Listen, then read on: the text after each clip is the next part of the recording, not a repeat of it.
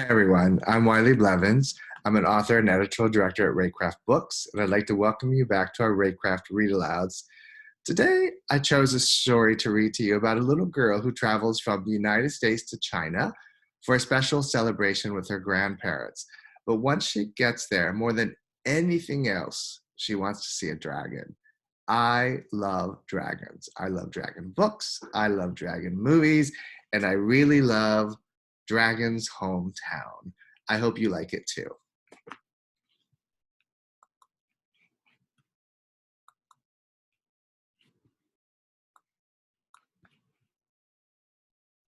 Dragon's Hometown, written by Hongyou, illustrated by Hechen Yu.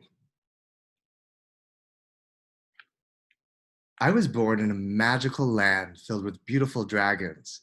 At least that's what I always imagined from the stories my dad told me. My birthplace sounded so wonderfully mysterious. I always dreamed of going back for a visit. I wanted to see the dragons. In fact, I talked about it so much, my mom and dad gave me the nickname Little Dragon Girl. One day, my dream came true. My parents and I made the long journey back to our old hometown. We flew from Los Angeles to China and then set sail for Dragon Gate Island. Far in the distance, my dad pointed out two huge rocks rising out of the water, facing each other. Dad explained that on Dragon Gate Island, the rocks were known as the Dragon Arch. I couldn't wait to get to the island. We were arriving just in time for the Lantern Festival, my favorite part of the New Year's celebration. When we landed on the island, it was abuzz with excitement. Every house was beautifully decorated for the new year. Grandma met us at the door and hugged me. Ah, my little dragon girl's back.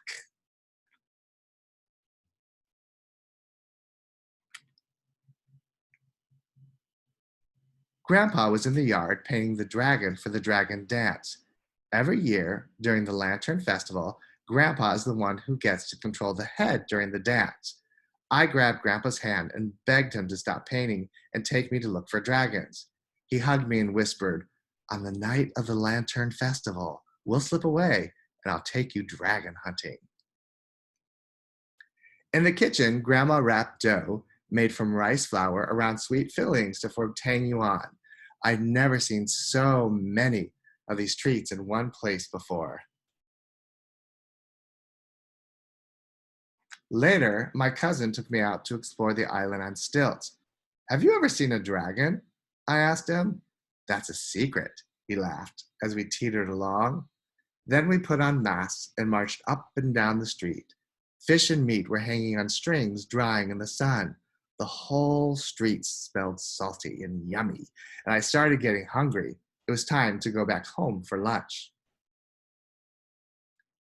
Early the next morning, the thunderous sounds of fireworks and drums rang through the air. The Lantern Festival had begun. Grandpa checked one last time to make sure the dragon was painted perfectly. My dad took over Grandpa's place at the dragon's head and led it in a graceful, swooping dance through the air.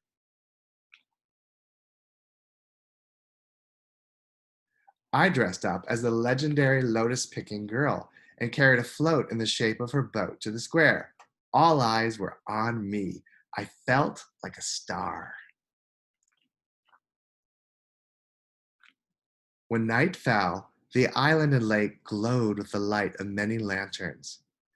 My family gathered around the table and feasted on an assortment of tang yuan. There were ones stuffed with red beans, black sesame, lotus seeds, and carrots. They were so sweet and delicious. After we devoured the last of the tang yuan, Grandpa gave me a wink. It was time to release the lanterns and look for dragons. I couldn't wait to spot one.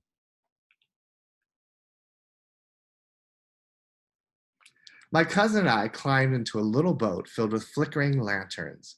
We sat down as Grandpa paddled toward Dragon Arch. I wish we could paddle faster, but Grandpa seemed to enjoy taking his time.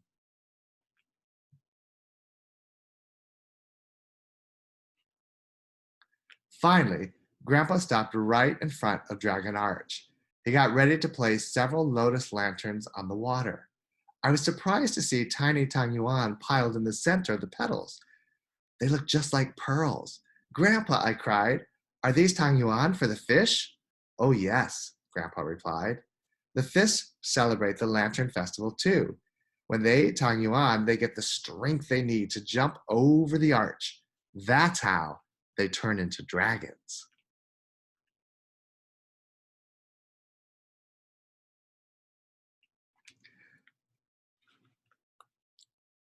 Soon the lanterns were floating around our boat.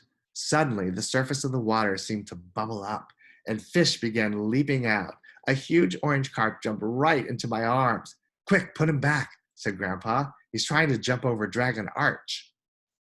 The yellow moonlight glistened on the lake, and the shadow of Dragon Arch shimmered. I watched as fish leaped high into the air, trying their best to become beautiful dragons. That night, I dreamed I was a carp. I jumped up and soared over Dragon Arch to become a shiny golden dragon. Now I truly was a little dragon girl. Yes, this is one of my favorite dragon stories from China. I hope you enjoyed it too. Please go to our website at www.reycraftbooks.com. Take a look at our books. Let us know if there are any that you would like us to read, and we would be happy to do so. I thank you for joining me today, and I look forward to seeing you at another one of our readings. Bye, everyone.